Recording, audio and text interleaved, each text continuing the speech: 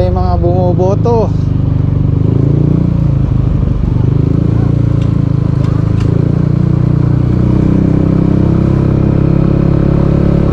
Dito konti lang yung mga botante. Sa amin kanina tinignan ko, tambak na, puno na eskwelahan.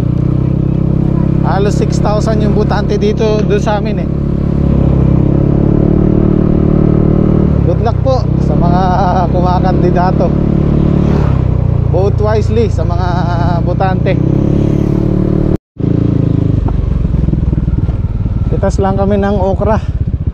Baka maaga din kaming umuwi para makaboto. Sa ngayon, ano pa eh, dagsa pa yung bumoboto sa amin.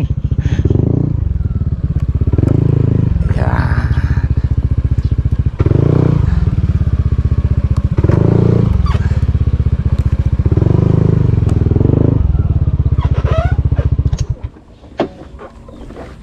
Nakabilad na dun eh. Iyan o. Ay.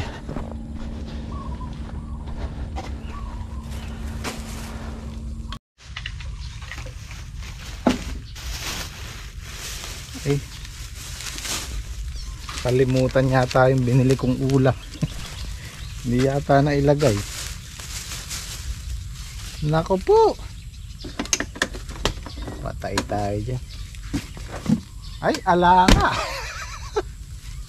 Ay, bigas lang yung dinala. Ere, toyo tsaka suka. Ay nako.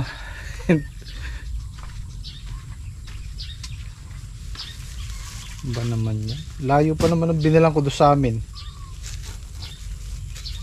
Ay,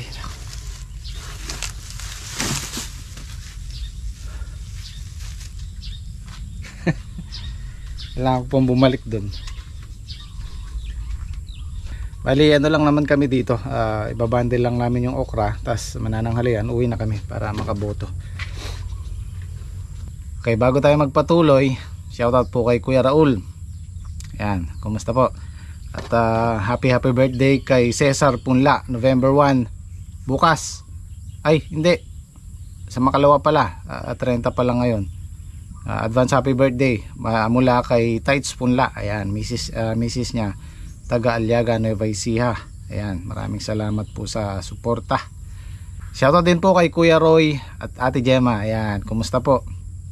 At shoutout din po kay Anthony Lelis.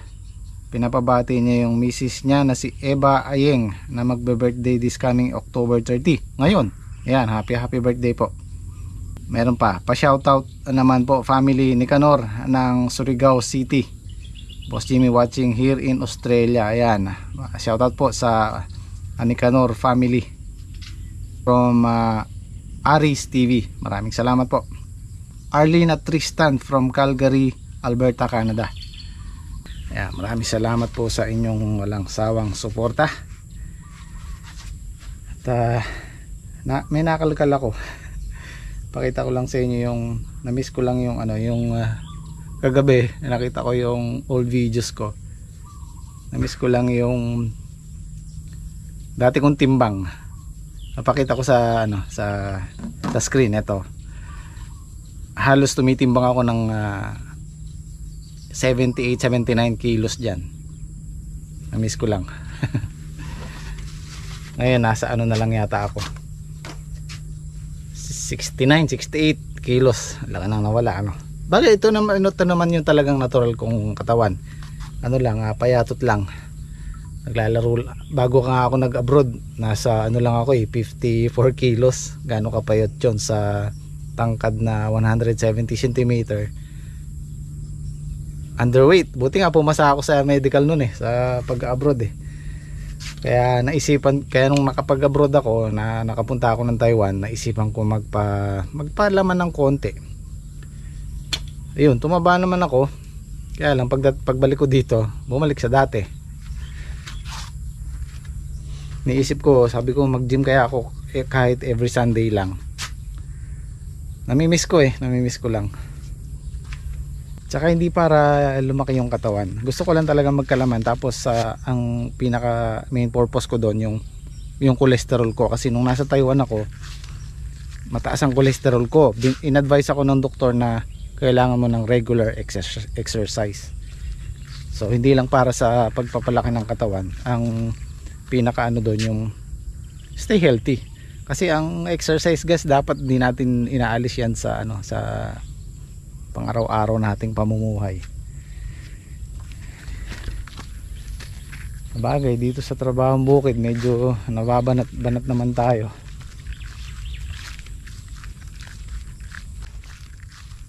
Itong okra,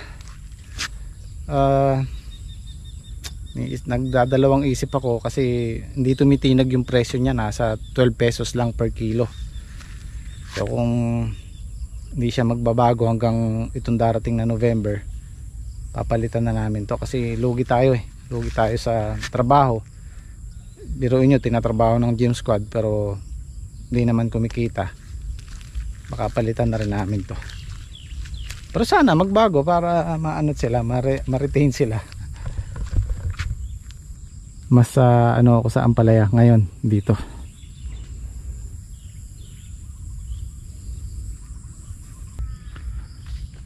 Ang maganda kasi sa ampalaya, hindi siya bumabagsak ng todo. Hindi kagaya ng upo, ng okra, talagang darating ka doon sa point na lugin-lugi ka na sa pagpipitas. Ito sakto lang, lalo na kung marami kang na-harvest, may ano pa rin, may income pa rin. Ayan na yung mga susunod nating, ayan, nasa taas na, taas na tayo mag-uumpisa niyan. Kalakasan na yan, paubos na dito sa baba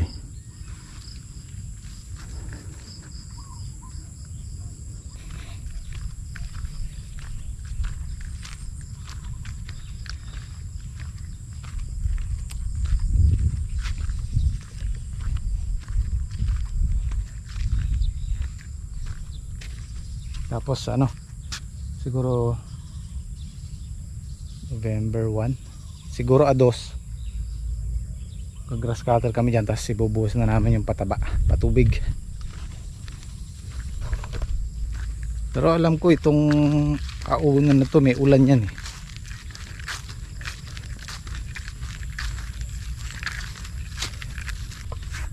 Nanghihinayang man ako sa okra, pero kung yung itatrabaho namin dito, kasi magkano lang yung napipitas namin dyan, 5 bundle, 6 na bundle, magkano lang yun,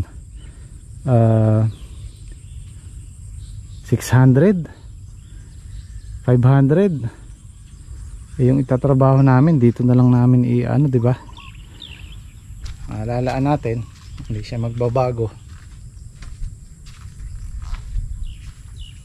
Kasi pagdating sa ganyan guys, meron tayong kailangang isakripisyo dahil unang-una lumalakad yung araw, dahil nangungupahan lang tayo, nag-aarkila lang tayo ng lupa. Yung araw ang hinahabol natin, yung panahon na lumalakad, kailangan sulit. Tsaka yun, naakala kong dahil tag-ulan mataas ang presyo, pero marami pala akong kagaya na iniisip, pareho kami na iniisip. Pero maghintay pa rin tayo ng mga ilang araw.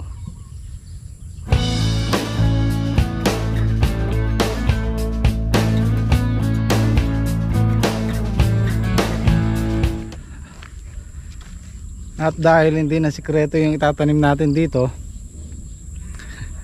discuss na natin. Ito, lalagay tayo ng balag. Kasi sa experience po namin sa talungan, meron akong mga nakikitang maliitang pagitan. Yan, ito bali itong pagitan na to gagawing 2. Kumbaga nasa siguro mga 2 metro lang ang pagitan. Ganun po ang ginagawa ng iba. Maganda naman po yung, kaya lang yun nga, sa experience namin sa talungan, kung hindi nakabalag, mahihirapan po tayong magpitas, magdamo, mag-spray, dahil ang talong mahaba ang buhay, naabot ng 10 buwan, 1 taon, nagpapang-abot po yan. Kung makikita nyo yan, ang luwag na yan. nasa ano yan, 6 feet ang pagitan ng tudling. Pero pag yung lumabong, ganyan yung pagitan namin sa farm 1 talungan namin doon. Nagpang-abot pa rin sila. Kaya hirap kaming pumitas noon. Kung sa bagay, kung ibabalag natin yan, pwede nyong liitan ng konti. Kasi pag may balag, masasalo yung sanga ng talong. May tataas na ganun. So ganyan po ang gagawin natin dyan. Ibabalag natin para maluwag yung galawan natin sa pagitan.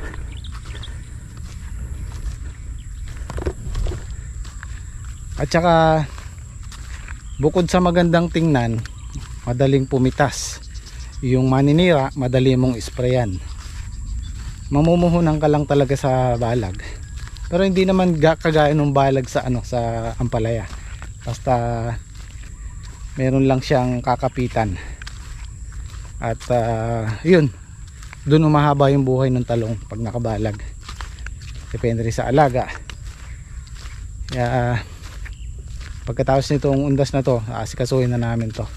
Ayan, naka-6 lang kaming tudling, 2, 4, 6. Meron pa tayong 10 tudling. At yun, yung in-order kong punla, 40 tray. Siguro a 2 or a 3 ma-i-deliver na yun.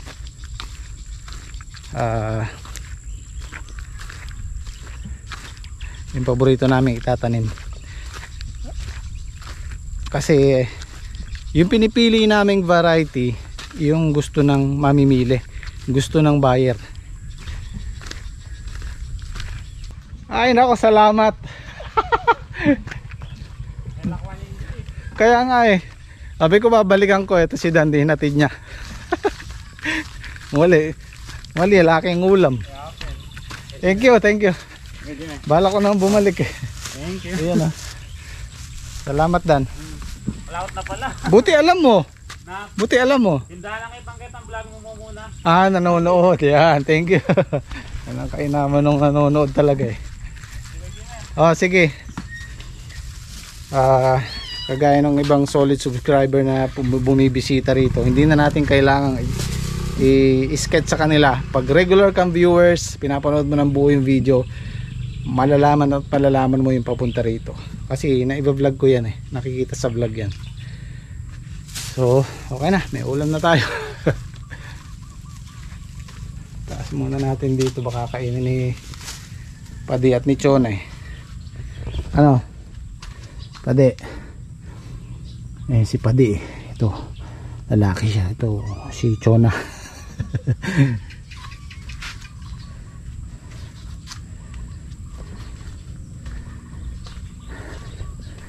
Ayan nagdiretso kayo trek? Ay de?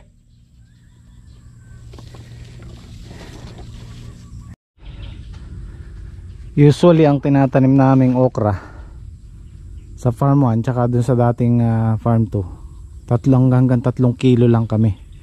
Ito halos 7 kilo to. Kaya lang napipitas lang namin 5 bundle lang. Dapat nakakadalawang laksa to mahigit, hanggang 3 laksa kasi doble. Dahil yung tanim naming 3 kilo, pumitas kami ng mahigit 2 laksa doon. Nagdoble siya. So ibig sabihin dapat 3 laksa, 2 hanggang 3 laksa to. Pero wala, dahil nasaktan sa ulan, wrong timing ang pagtanim namin. Well, hindi naman talaga wrong timing, talagang tinaon namin para yun nga, nagbabaka sakali kami na tumama sa presyo dahil tag-ulan. Pero hindi. Ganun talaga, kasama sa yan, sa pagpa-farming, hindi lahat sapul sa presyo. Ika nga nila ika nga nung nag comment, palpak. Shout out po. Merong maiwan. Meron ako nakita dito Saan na ba yan? Yun Ayan, ang laki Ang gulang na to. Sabi ko na Pag hindi siya nabali guys, pag binali mo hindi nabali, ano na yan, magulang na.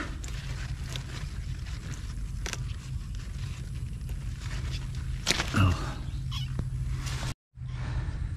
Tsaka ang isang indikasyon ng kulang sa pataba, nangangailangan ng pataba yung okra. Kahit mura yung bunga, pag binali mo hindi siya nababali. Pero pag malutong, ayos pa sa pataba. Ayan, tulad yan, malutong pa siya. Pwede pa. Ayan o.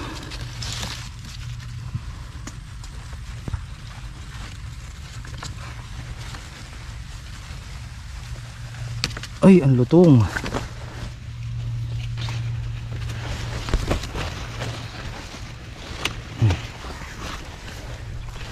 Tsaka yung ibang nag-ookrahan, pag nagpipita sila, sinasabay nila to.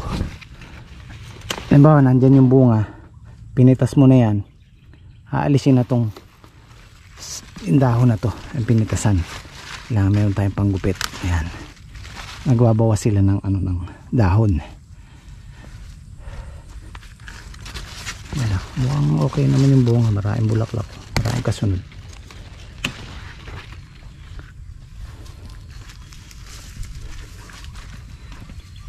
Ano trek? Dati pa rin? Hanggang 5 bundle lang siya. Sana kung 30 pesos man lang or 25, pwede natin tiyagain yan. Pero sa 12, 10, lugi tayo. Ganito naman po yung pagpa-plastic namin ng okra.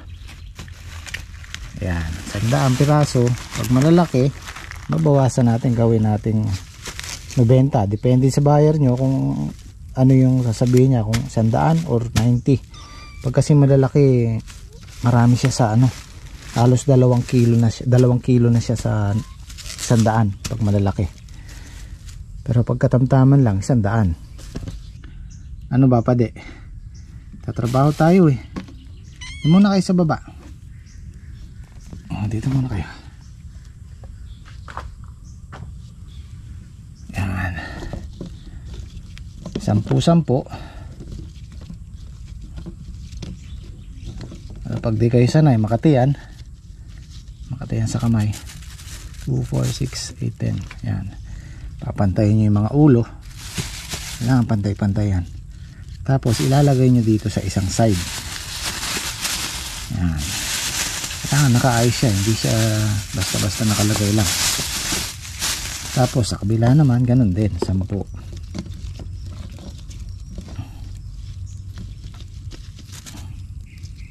4, 6, 8, 10. Ayan, pantayin natin ulo. Sa kabila naman siya. So salit-salit hanggang sa maka-100 tayo.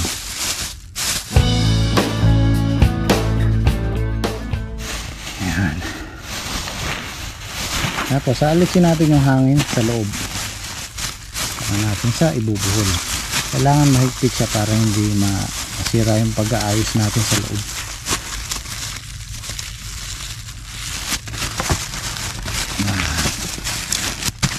Ayan po siya.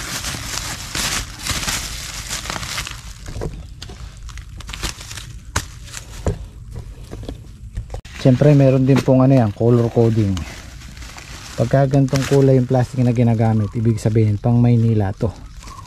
Pag yung malinaw, local lang siya, dito lang sa Palengke. May dahil na eh. Bakit? Mandilo kayo itong drum. Drum mo? Oo. Linog na ka rin. Siguro manilungan yung may ship tsaka rin. Ito yung danom. Oo. Pero tikman ko na itong drum na po. Buti ikit mo eh. Yung ka pa na po, siyempre, luwang ko lang. Chuya kilob. Wow! Haro. Kawi yung kakawi. Melo, buti hindi nalunod. Yung kasing kambing namin, pinawala na namin para nakakakain sila. Nakita daw ni Kuya Olang kahapon sa loob ng drum. May tubig. Buti hindi malalim yung tubig, ano? Halos may kalahati. Tiruin mo yung kambing, naliligo pala. Alam ko, takot sa tubig. Oo, maligtak rin ako. Oo, siguro naglalaro. Hindi, baka Nakita sa ano, doon sa patungan ng ano, sila eh. nauuhaw siguro.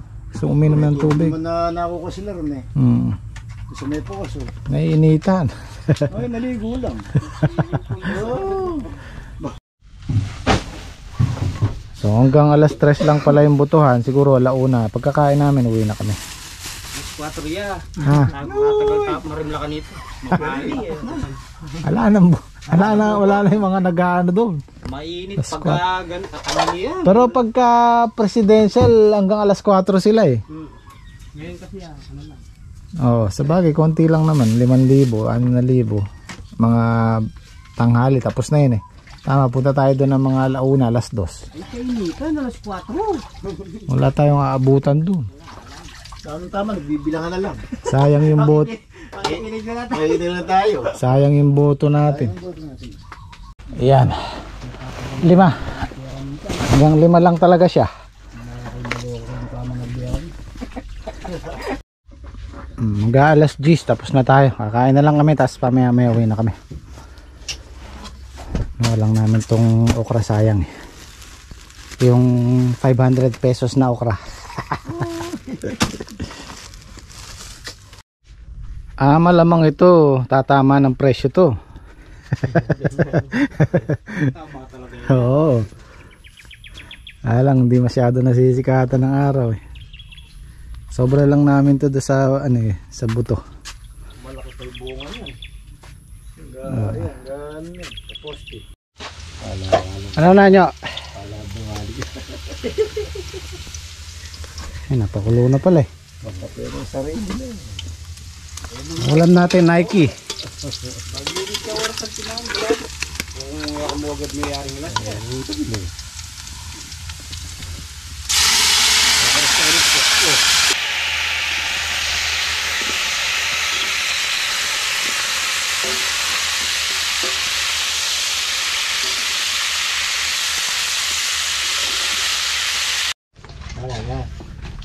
Doon na. Pwede na tayong kumain. Ninyo. Alas 11. Ano na brat na? Ngayon.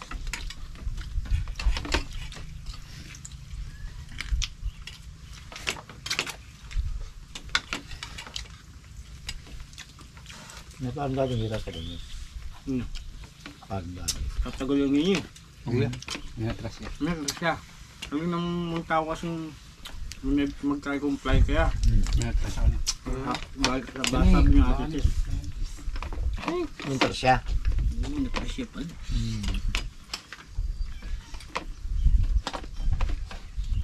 May ate Tis mo kasi mo rin may kasabi ka. May tayo ka. Tapos na natin term ng parang mampung eh. Gaya ngayon yata. Na. Ganyan yata. Ayun, malambat na yung konseri parang mampung. Magpasuki pang kita-kitang kaya kami kanina. Ang konseri Anita.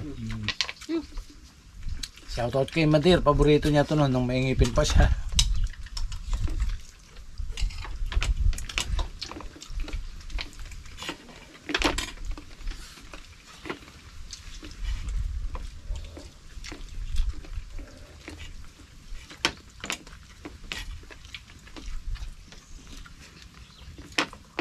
Wala na tayong saging trek.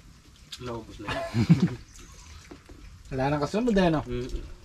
Meron. Meron pa ba? Ang saba. Talkal pa yun. Lapis ang balyo. Oh, tara na. Sino iboboto nyo? Si Patrick. Ako ko siya. Patrick. Medyo. Oh. Kapitan. Sa kapitan ikaw. Oh, tara na. May nanalo na. Ay ko, sobre na busog yan, tara na.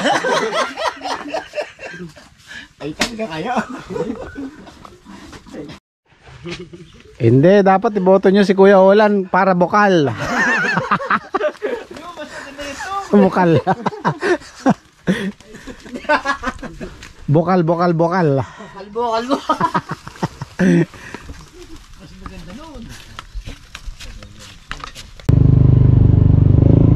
Okay na guys.